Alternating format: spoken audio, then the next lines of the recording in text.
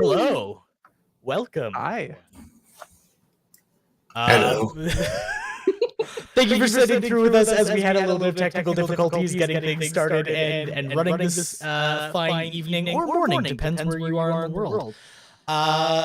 Wherever you are in the world, I hope you're having a great day. We are Logomancy Media. Today we're going to be raising some money for an amazing cause called Roll for Wishes. For those of you that aren't aware, Roll for Wishes is a campaign done by Make-A-Wish, which means me and the lovely 6 people currently surrounding me are going to tell a fantastic story of woe, despair, and ultimately the deaths of all of their characters. But if you want to prolong how long it takes for that to happen, there's some incentives for you to donate in the that are popping up in the Tiltify bot. And it's going to give you an opportunity to influence the actual gameplay as we kind of go along. So normally there's a bit here where I introduce everyone. I take an opportunity to let them talk about their weeks, but I'm just going to quickly give a quick intro to the wonderful players who are going to be joining me, and we're going to jump straight into things. Wait. Just letting you know you have an echo. I have an echo. A little bit of an echo. Yep. Is that better? I hope that's better. We'll just wait for chat to let us know. If it's not one thing, it's another. It's everything. I've quite enjoyed. I think you're good. Okay. We'll see Only how long David that stays. is echoing. Okay. Yes, Yeah, you're it's good. better. You're good. We got it good. Good. Better. Awesome. Great. Well, Fantastic. It's good. Joining me at the table today is going to be Neon Graffiti playing Dun Cloud Skimmer. We're going to have Geek Baker playing Lilianas. I'm going to have Jackie Skyknight playing Yema. I'm going to have Mix Pixie Riot playing Fairly Weatherby. I'm going to have Raising Dragon 95 playing Eon Finchester. And I'm going to have the amazing Tonk Tolman playing Horace Russ Stonesea. I am Alone Donut. I am going to be your Dungeon Master for the next 4 sessions. And my goal is to make at least one of you cry. Not if I make you cry first. Challenger. That's the kind of energy I want in this studio. Yes. Let's When go. you make him cry, do we win a prize? Yeah, do we win? We get an epic magic item. we get to summon Mjolnir. Yeah, for sure. Summon me. I'll give you guys all seaweed snacks. Snacks. We're good with that. We're good with that one. Many of the players that surround me now play in my regular Wednesday night game called Frontier Adventures. However, tonight they're going to play 5,000 years before that campaign happened, shortly following an event referred to many as the Night of 1,000 Tears. Now, it's a bit of a misnomer, a bit of a cheeky name, as nobody actually is 100% sure how long the event lasted.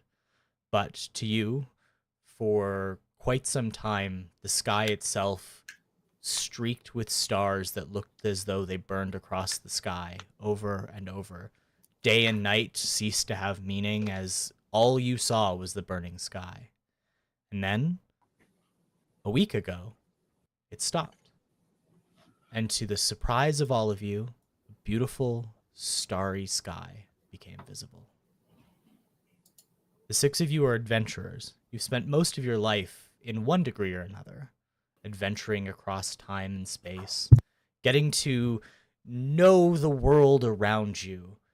And Lundr, the island you find yourselves on, is normally a place where adventurers go to retire. A little bit of quiet peace and a chance to relax. But as the stars stopped burning, so did the portal that connected your island to the mainland. Ships still come, but now the instantaneous travel all of you had grown accustomed to ceased to be. And for many, they thought, well, that's surely the worst it could get. But a few days ago, they noticed the sea level was rising.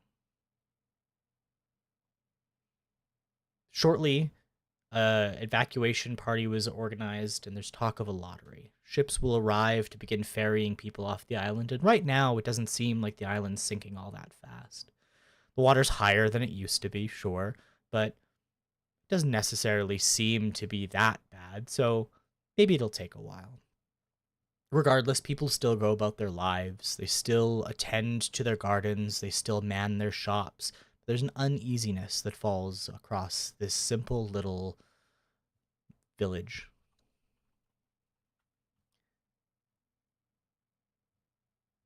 Horace, Tank, could you describe for me what Horace looks like? But if you would do me a favor and describe it as he violently tries to keep himself above water. Okay, so quick description. Horus is a Levistus tiefling of dark blue, kind of grayish blue color with horns that go over his head and ombre from skin tone to a frosted white with braided kind of shaved side but braided top into like a braided ponytail.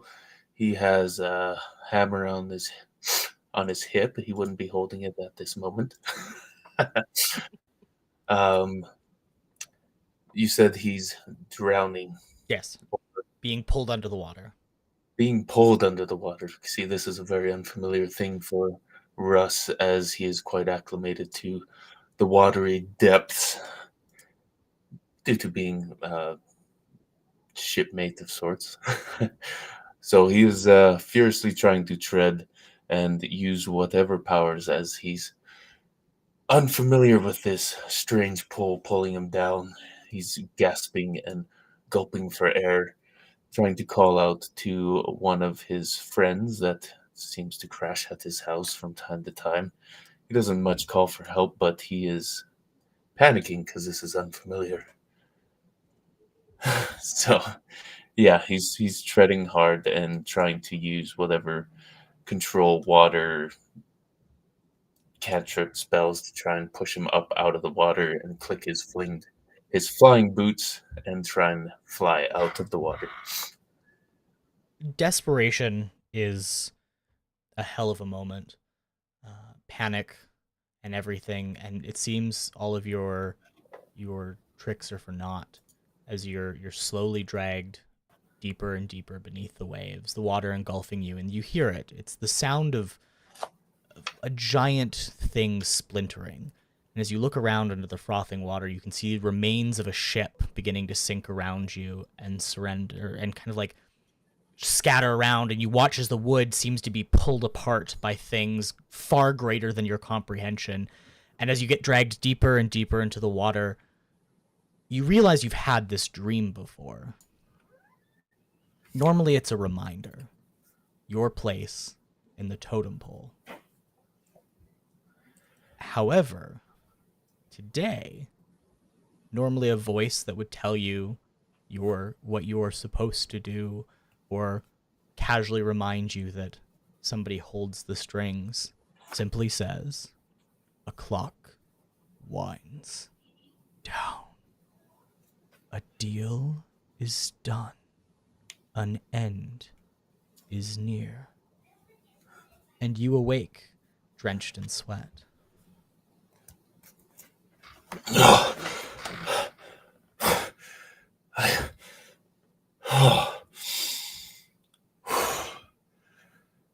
That was a different one. That was a different one. In all my years, the familiar reminder of the pact, that I was saved.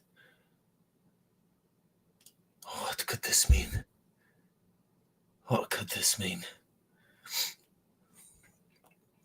He wakes up and looks around him. Is there anyone in the building? Nope, you're In you're in the inn in your bed. It's disheveled. You've clearly been thrashing in the night.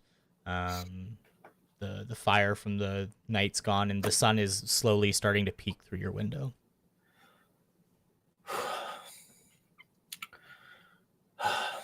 He'll just start kind of rubbing his chest, as it was a reminder of that pact. He'll gather himself together and try and right himself, clear his face, try and hide any unsettling dreams and a familiar nightmare, and head downstairs. Before we follow where Horace goes, Lilianis, your morning routine's a little bit more relaxed. You had never really planned to stay in the town of Lundr. It was a stop along your journey. And as everything began to fall into chaos, you stayed and told calming stories of places you've been, the stuff you've done. And to a lot of people, you're a calming presence, a surefire, relaxed, and reliable person. One particular group that you've become endeared to is where you stand now. You have just walked into the town's bakery, and Ulrich Oatwell looks up to you, and he smiles as you enter, and he waves. A short little halfling, shaved head, big bushy beard that he's grown. He tells people he's part dwarf on his mother's side, but nobody's really sure how far back that might go. You're familiar with the family. You've grown quite accustomed to them, and you stop and you every morning you stop and talk with them. This morning, what do they see? Lilianis is a human who's around 5'6", just in full plated armor, with etches of the ancient ones around the shoulders and everything, like different ancient ones all carved in, like their names in different languages and everything. It looks like a textbook of different languages all crossed down their armor. She wears a helmet, but right now she has it off. Right now, the helmet kind of like covers her face except showing her eyes. The helmet is off right now, showing her red short hair, that is like around like my length. Green eyes, very pale complexion, as her shield is on one hand and her sword is attached to her hip. As she's walking inside, with a kind smiling, and goes, "Good evening, dearies. How are you this fine mellow?" We're good. The girls were actually, and he kind of like beckons over to two little girls that are kind of running around the shop. And he goes, "Well, the girls were actually wondering if tomorrow night you would be able to come by for dinner after the lottery." Oh, I do appreciate it. I will double check if they need me to do any rounds around the area just to make sure that no one gets a little ruckus from the lottery, and I would be delighted to be a part of your family dinner. One of the little girls, she's got a very similar red hair to you. She goes, "I told you she would come." And then the littler of the two goes, "Yeah, but like she's supposed to be busy." And she, like, then you, as sisters do, they bicker, and Ulrich shoos them away, and he goes, I appreciate it. They're a little bit nervous, and they don't want to admit it, and it'd be nice to have somebody that they trust around. They are very lovely little girls you have, and I am honored to be in presence of them and to have them see me as a figure to look up to. Well, and he pulls out a small loaf of bread and he hands it over and he goes, I know you don't like handouts, but as my thanks. And besides, I fear after much not too long here, I'm not gonna have a need for all of these ingredients, so might as well get rid of them as quickly as possible. I do appreciate it. I will give it out to somebody who needs it more than I do. Of But course. thank you, good sir. You have yourself a great day, Lilianis. I will see you tomorrow for dinner. Good luck in the raffle. And yeah, he kind of turns about, begins prepping other stuff throughout. I think Lilianis would just leave and start doing her rounds around the town just to make sure everybody's behaving and doing all right, as this is a trying time. Lots of children around wave to you kind of as you go. Your stories are very much endearing to them. Although you can't help but feel in the back of your mind something's missing. Something that you know should be there. You can't quite grasp it.